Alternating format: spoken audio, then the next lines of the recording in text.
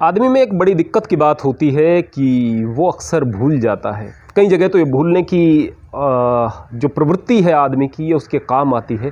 अगर वो भूल न जाता तो फिर जो उसके प्रियजन उसे छोड़ करके चले जाते हैं, परलोक सिधार जाते हैं, बस उसके गम में अपनी ज़िंदगी को तबाह बर्बाद करता रहता। तो वहाँ पर तो भूलने की आदत अच्छी है, लेकिन जब हम अच्छी चीज़ों को भी भूल जाते हैं, उन चीज़ों को भी भूल जाते हैं जो याद रखने योग्य हैं, तो बड़ी दिक्कत की बात हो जाती है। जब हम बूढ़े हो रहे होते हैं, हम भूल जाते हैं कि जवानी में हम क्या सोच रहे थे। जब हम सास बनते हैं तो भूल जाते हैं जब हम बहू थे तो हमारी क्या अपेक्षाएं थी। बस उस समय हम सास के रोल में आ जाते हैं। जब हम पिता बनते हैं तो भूल जाते हैं कि जब हम पुत्र थे तो हम क्या सोचते थे, हमारा पिता कैसा होना चाहिए। बस पिता हो जाते हैं, अच्छे पिता नहीं बन पाते हैं। ठीक इसी प्रकार से जब आप 10, 11, 12, 13 साल की उम्र के थे, भले ही आज आप 40 साल के हैं, क्या जिस तरह से आप अब सोचते हैं उसी तरह से अब सोचते थे? नहीं, उस समय आप जवान होना शुरू हो रहे थे। उस समय आपके शरीर में परिवर्तन हो रहे थे, उमंगें दिखाई दे रही थी, शरीर वीर्यवान हो रहा था। आप लोग अलग अलग तरह से रंगीनियों को दुनिया की देखने की कोशिश कर रहे थे। आपके दोस्त आपको गलत रास्तों पर लेकर जा रहे थे, आप उन गलत रास्तों पर चल रहे थे, उनको टेस्ट कर रहे थे, उन बुरी आदतों में फंस रहे थे, अपने ब्रह्मचर्य का विनाश कर रहे थे। जैसे कैसे आप बड़े हुए, आपका विवाह हुआ, आपके बच्चे हुए। अब आप अपने बच्चों को देखकर सोचते हैं ये बड़े मासूम हैं, इन्हें कुछ पता नहीं है, ये तो बड़े अच्छे हैं। अपने बच्चे सबको अच्छे और ठीक ठाक लगते हैं। अच्छे तो आप भी थे अपने माँ बाप की नज़रों में, लेकिन आप क्या गुल खिला रहे थे इस बात को आप भूल जाते हैं। अपने बच्चों को शिक्षा नहीं देते हैं अच्छे प्रकार से, ध्यान नहीं रखते हैं उनका, उन पर नज़र नहीं रखते हैं, उनके मस्तिष्क में क्या चल रहा है ये बात आप सोचते नहीं हैं। और उस वक्त क्या होता है, आपकी ये बेपरवाही, आपकी ये लापरवाही बच्चों के प्रति, उन बच्चों को गलत रास्ते पर चलने की सुविधा प्रदान करती है। वो गलत रास्ते पर चल पड़ते हैं, उन बुरी आदतों की दलदल में धंस जाते हैं, फंस जाते हैं। कोई बिरला है जिसको सही उम्र पर सही मार्गदर्शक, चाहे वो किताबों के रूप में, चाहे वो यूट्यूब के रूप में, चाहे सामने गुरु के रूप में मिल जाएं और वो इन चीज़ों से बच जाएं। नहीं तो नहीं बचते हैं। जब सब कुछ वो लुटा चुके होते हैं, आदतों में बुरी तरह से धंस और फंस चुके होते हैं, लुट पिट चुके होते हैं, उस वक्त उन्हें ध्यान आता है कि काश हम ब्रह्मचारी रहते तो कितना बेहतर होता।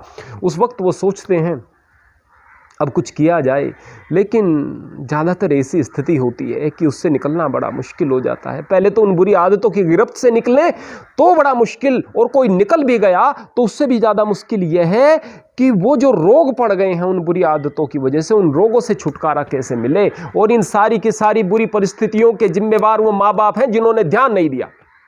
क्या फ़ायदा बच्चे पैदा करने का जब आप ध्यान नहीं दे सकते।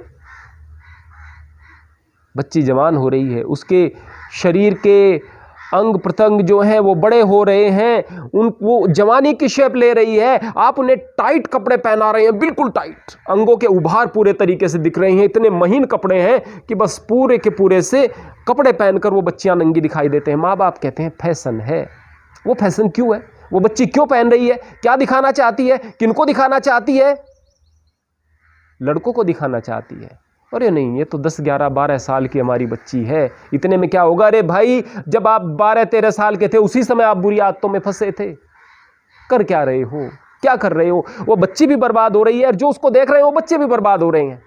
माँ बाप देख रहे हैं कि अच्छा ये लड़का तो अपने दोस्त के पास जा रहा है, ये तो लड़का है लड़के के पास जा रहा है, क्या करेंगे क्या। अरे ये बुरी आदतें सीखेंगे, ये उस आदत को सीखेंगे कि लड़की के पास जाते तो शायद इतना ज़्यादा गिरफ्त में ना आते, हर वक्त उन्हें ये चीज़ें अवेलेबल ना होती। लेकिन वो जिस आदत को आपके इस बच्चे को सिखाएगा वो उससे निकलना बड़ा मुश्किल हो जाएगा। ये चीज़ें हो रही हैं, आप लोग ध्यान नहीं दे रहे।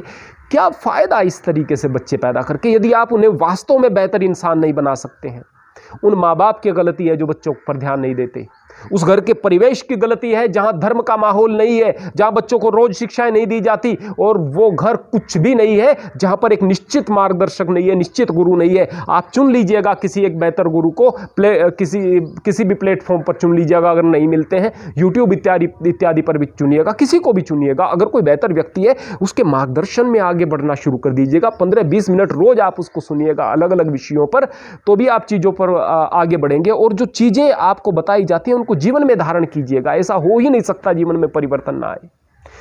आप ध्यान रखें बच्चों का, माहौल बनाए बढ़िया तरीके से घर में। हो सकता है कि आप युवा हैं जो मेरी बात सुन रहे हैं, विवाह अभी नहीं हुआ, लेकिन आप बात कभी बनेंगे। आप तैयारी करो। आज तक आपने जो चीजें खराब की हैं उन चीजों से भी आप किसी न किसी तरीके से बाहर निकलोगे। भले ही बहुत कुछ नुकसान कर चुके होंगे, लेकिन संकल्प लो कि आपके बच्चों के साथ ये चीजें नहीं होंगी, क्योंकि आप उसे नहीं होने देंगे। यदि आप ऐसा संकल्प लेते हैं तो आप एक बेहतर समाज का निर्माण करेंगे, और निश्चित तौर पर आपको खुशी होगी कि जिन गलतियों के बोझ तले मैं दबा आया, मैं कुंठा में जिया, तकलीफ में जिया, उन गलतियों से मेरे बच्चे बच करके रहेंगे। और हकीकत में यदि आपके बच्चे बचकर रह गए तो वो बन जाएंगे जिसके बारे में आप सोच भी नहीं सकते। ब्रह्मचर्य की ताकत वही महसूस कर सकता है जिसने ब्रह्मचर्य को जीवन में धारण किया है, संयम को जीवन में धारण किया है। न केवल तेजस्विता आती है, न केवल आप बेहतर वक्ता बनते हैं, आपका शरीर भी बेहतर रहता है।